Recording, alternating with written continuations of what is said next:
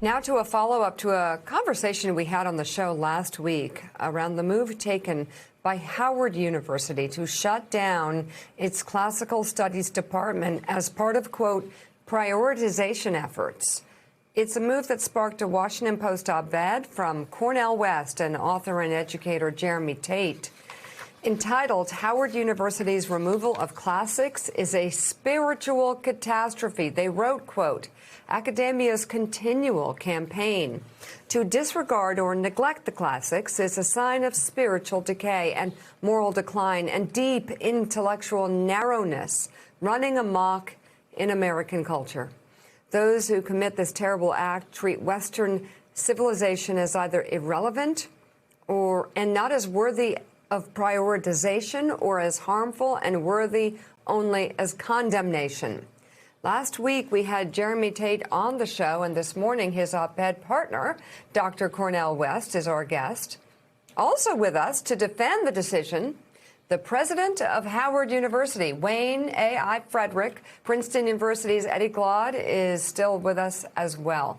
Good to have you all with us this morning. Reading more from Cornel's piece, if I could. To end this spiritual catastrophe, we must restore true education, mobilizing all of the intellectual and moral resources we can to create human beings of courage, vision, and civic virtue. This classical approach to is united to the Black experience. It recognizes that the end and aim of education is really the anthem of Black people, which is to lift every voice. That means to find your voice, not an echo or an imitation of others.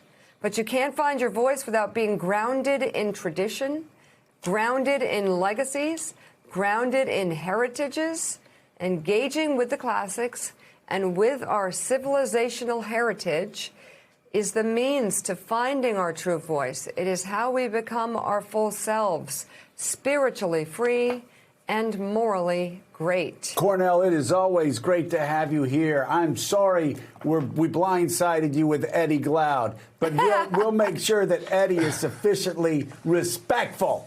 So, no, for those watching, they have been friends for so long. Cornel, when I first read this, I had to stop and look because I was saying, wait, is this Harold Bloom or is this Cornel West? Harold, because he, of course, was writing about the canceling of Shakespeare in 1994. Talk about why you wrote what you wrote and why you feel it is so important to keep classics, especially in traditionally Black universities. You know, Brother Joe and Sister Mika, Brother Eddie, and my dear brother, President Wayne Frederick, know that my mother just passed. And see, my mother was a classic. She believed in the quest for truth, beauty, goodness, and the holy. The condition of truth allows suffering to speak. The beauty has to do with elegance and excellence. And the goodness has to do with justice. And the holy has to do with love. So every culture, every civilization involved in that quest. And Howard University, of course, is one of the great institutions that has been involved in that quest. And after talking to the great Larry Morse, who was the head of the board, and talking to Brother Frederick, I can see that how we are involved in this common quest, but we're trying to come up with ways in which we can ensure that the precious students are able to find their voices. That's why I'm so glad to have President Frederick here on this show. So President Frederick, tell us about the decision, which obviously drew criticism, and how you're restructuring the study of the classics at your university. Yeah, first, thanks for having me. And I'd like to say, Professor West, I send my condolences for your loss. We started back in 2009 with a Presidential Commission on Academic Renewal. I wasn't a part of that, my predecessor was, and was to look at how we look at our academic offerings, the quality of them, looking at the numbers of students involved, and looking in ways that we can contemporize these offerings. So the first thing I would say is I think the headline probably misrepresented what is happening at Howard. While we are closing the classics department, we are not stopping offering classics. We do believe that the classics are important as a foundational study, just as important as we believe African American studies is to the Black student today. And then the last thing I would say is we also are focused on contemporizing the experience of the Black student so that they can take the classics and apply it to today's world. You have to remember, we can teach them about Pluto and Seneca and so on, but the reality is these students have to go out in a world and live in a world where they see a George Floyd murdered, and they have to be able to transfer that skill set. And so what I think we've been doing here at Howard and doing successfully is not asking students so much about their major, but asking them more about their mission and trying to give them a contemporary education that has foundational elements, but also has progressive elements to it as well.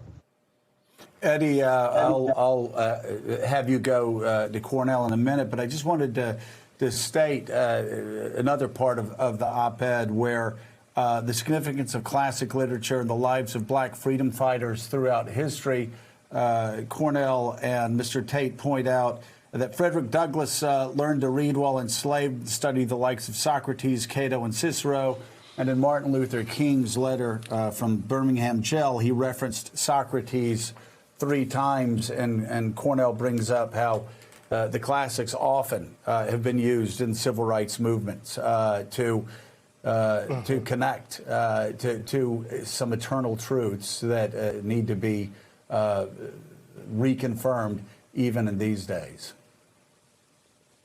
Absolutely, No, absolutely. And I wanted to ask my dear brother Cornel, and of course, you are in my prayers, and I live for the example of your dear mother, Irene West, who was such an extraordinary woman. But I want to ask you this question about the op-ed, Doc.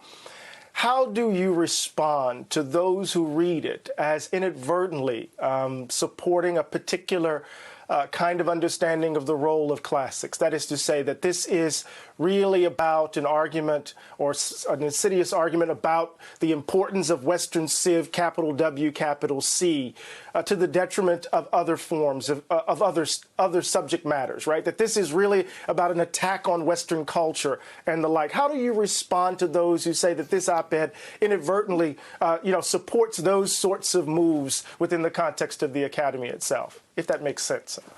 Yeah, no, it's a wonderful question. The one is that it's very important that people recognize that conservative brothers and sisters have no monopoly on truth and goodness and beauty and the holy. That we all must create counterweights against the rule of money, against the rule of mediocrity, against the rule of military might, against the rule of forms of dogmatism and forms of conformity. So that in the last 40 years, conservatives have acted as if, when you talk about Shakespeare or Dante or Toni Morrison or Herbert Melville, somehow, because you're talking about the classics, that's their terrain. You say, no, not at all. You're talking about Irene Bean West, you're talking about Donny Hathaway, you're talking about Ralph Ellison, you're talking about James Baldwin, you're talking about great figures. Greatness is something found in every culture. Every culture. We could talk about Stokely Carmichael from Trinidad, just like the president from Trinidad. That's greatness. We could talk about C.L.R. James. That's greatness. So that it cuts across the board, and it does cut across gender, it cuts across ideology, it cuts across skin color. That's the serious talk about truth. But that's what Howard University has historically stood for at its best. Yeah. So, President Frederick, what do you say to critics who say that the move that Howard University is making is also bad in the long run for Black students and Black scholars? Because when you look at a field like the study of the classics, it is so dominated by white professors, by white thinkers, that Howard needs to remain a beacon and in this area, so you can have more Black thinkers, more Black scholars moving into this field. Yeah, I would strongly disagree. I mean, we are going to offer these courses. We're also going to offer a path for students to do that, but in a more contemporary way. We're going to start a social innovation hub, for instance, that will put the humanities and social studies at the core of that and wrap that with different aspects that students can then go out and do the types of things and solve for the big problems like income inequality, criminal justice reform, etc. I think what we have to recognize today is that while Howard does represent a pipeline, we must not take on that pipeline at the detriment of our own selves in the cause of the greater humanity. And there's several aspects of which Howard does that, where we had the first and only department, and we ended up with the last and only department.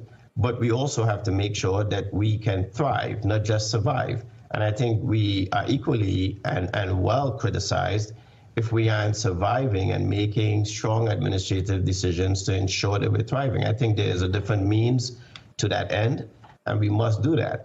We started a BA-JD program. The students in that program are going to have undergrad degrees in the humanities and go to law school in 1 year less.